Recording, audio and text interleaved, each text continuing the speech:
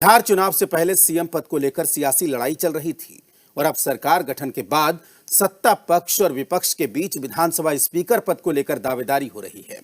किसी एक नाम पर सहमति नहीं बनने पर नौबत अब चुनाव की आ गई।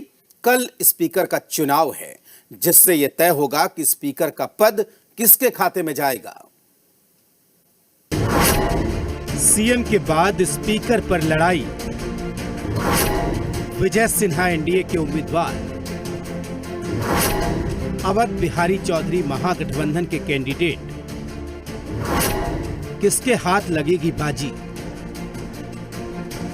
बिहार विधानसभा के स्पीकर को लेकर एनडीए और महागठबंधन में घमासान तेज है। सीधा मुकाबला एनडीए के विजय सिन्हा और महागठबंधन के अवध बिहारी चौधरी के बीच है। विजय सिन्हा बीजेपी के विधायक हैं, जबकि अवध बिहारी चौधरी आरजेडी से एमएलए हैं। नहीं, हम अपील करेंगे कि जो परंपरा रही है उस परंपरा को निर्वहन करना चाहिए, अनुभव का लाभ उठाना चाहिए। बिहार के अंदर ये वातावरण बना है कि अध्यक्ष का पद हमेशा निर्विवादित रहा है। मुझे पूर्ण भरोसा है कि विधानसभा में जो स्पीकर के पद बहुत भी महत्वपूर्ण होता है, उस पद पर हम अपने माननीय विधायकों के सहयोग से निर्वाचित होंगे। एनडीए परंपरा की दुहाई दे रहा है, जिनकी सत्ता उसका स्पीकर, साथ ही जीत का दंभ भी भर रहे हैं। वहीं महागठबंधन भी हार मानने के मूड में नहीं है। अरे हमारी स्पष्ट बहुमत है, सिर्फ परिपाटी और परंपरा को कायम करना चाहते, इतना ही बात है। हम स्पष्ट बहुमत, आखिर हमारी सरकार कैसे है? कहीं कहीं बहुमत में तभी ना हमारी सरकार है। अभी तक तो जो परंपरा रही है कि सर्वसम्मत स्पीकर का चुनाव होता रहा है और परंपराओं को तोड़ने का काम विपक्ष के द्वारा हो रहा है, मैं समझता हूं कि अच्छे संकेत नहीं है। क्या बल्कि जहां तक बात है हम लोगों के पास है, कल तक का इंतजार कीजिए। तोड़फोड़ होगा क्या? तोड़फोड़, हम लोग तोड़फोड़ करने वाले पार्टी। स्पीकर का पद जो है वो बड़ा मर्यादित पद है और स्पीकर के पद पर जिस तरह के लोग रहे हैं उस तरह का उम्मीदवार सरकार की तरफ से आना चाहिए था, लेकिन जिस व्यक्ति का चयन हुआ है मुझे नहीं लगता है कि वो स्पीकर के लायक हैं।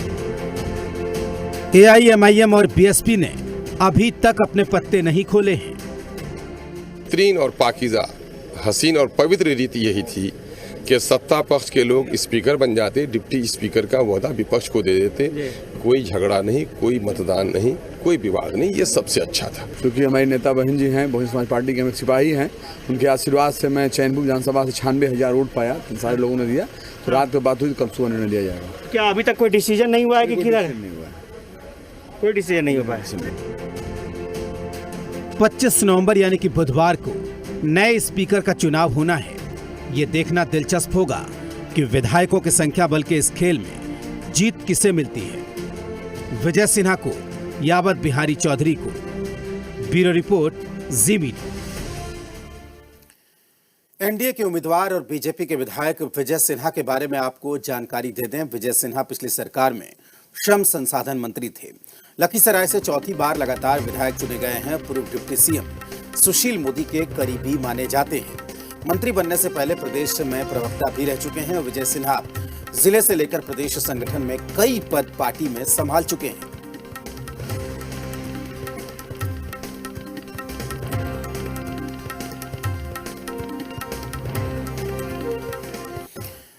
महागठबंधन उम्मीदवार और आरजेडी के विधायक अवध बिहारी चौधरी के बारे में आपको बताते हैं। अवध बिहारी चौधरी पिछड़ी जाति के कद्दावर नेता माने जाते हैं। आरजेडी में बड़े कद के नेताओं में उनकी गिनती होती है। छठी बार सीवान सदर सीट से वो विधायक बने हैं। 1985, 1990, 1995, 2000, 2005 में चुनाव जीतकर विधायक बने। राबड़ी देवी सरकार में वो मंत्री भी रह चुके हैं।